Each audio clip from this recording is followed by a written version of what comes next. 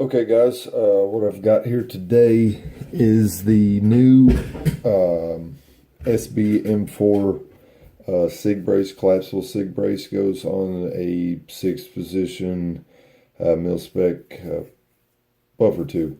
The thing, I've been waiting on it for, I don't know, like 6 weeks. It's had a stupid long wait time just because it's hot right now.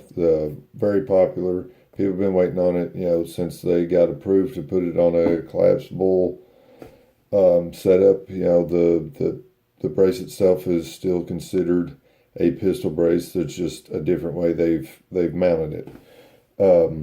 And right now, as far as buying or putting in a stamp for an SBR, to me doesn't really make sense, just because the way this thing's configured and the legality of it. So it's awesome. But we'll get to that.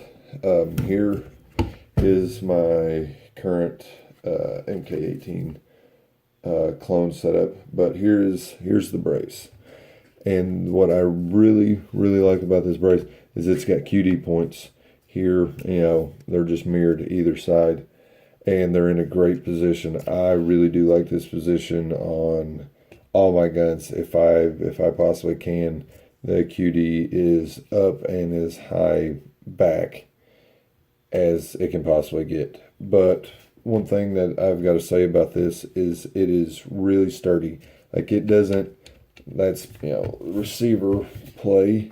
I mean, you can hear it just a little bit, but definitely tighter, or as tight or tighter than any of the, just carbine collapsible stocks. It's super great. Grab here, and then, you can collapse or pull out, whatever. I did order this as a kit, which the kit includes the tube and the stock.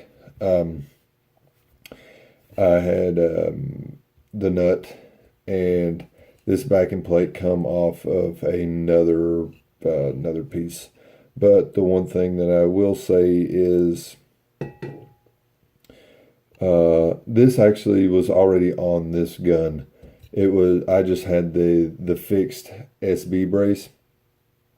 So with that is, you do not have a detent here because of the round SB brace.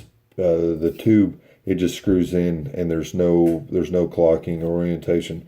So I would suggest is finding a factory mil-spec or mil-spec style buffer plate. That way you can orient the gun. Otherwise, you got to sit there and monkey with it, tighten it up, loosen it. That way you get, your stock clocked, with the rifle. And it does not come with a castle nut. That's one thing that I was kind of bummed about, but I do have extra castle nuts, so that wasn't a big deal. And I just used the carbine or the pistol buffer setup, spring and buffer in this. But a lot of people I've heard say, is it worth it? Is this worth $120 or whatever I paid for it?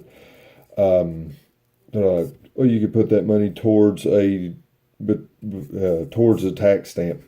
I'm like, okay, yeah, you could, and pay $70 for a stock. So then you still have some money, blah blah blah. But to me, it's still considered a pistol, and it's a pistol brace. So therefore, if I do go out of state traveling, which I do for competitions, I don't have to notify the ATF. I do not have to run anybody down, notify any states that I'm coming to. And the way this is set up is, this is a tax-free item, but it is different from SBRs and machine guns.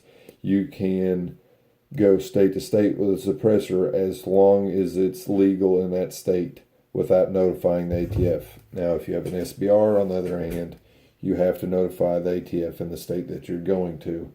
I'm about 100% positive that's the way that works. If I am wrong, let me know. But I've talked to a couple people in the ATF, and that's my understanding. I could be wrong. Don't hold me to it. Do your own homework. Do not rely on me or anybody else on the internet to give you the information you need. Always do your due diligence. But here, it's got a nice strap. And overall, this thing's killer. This thing is absolutely killer. And is it worth it? Yes, by all means, it is worth it. All right, guys, you have a lovely day, and I'm going to see if I can't go shoot something.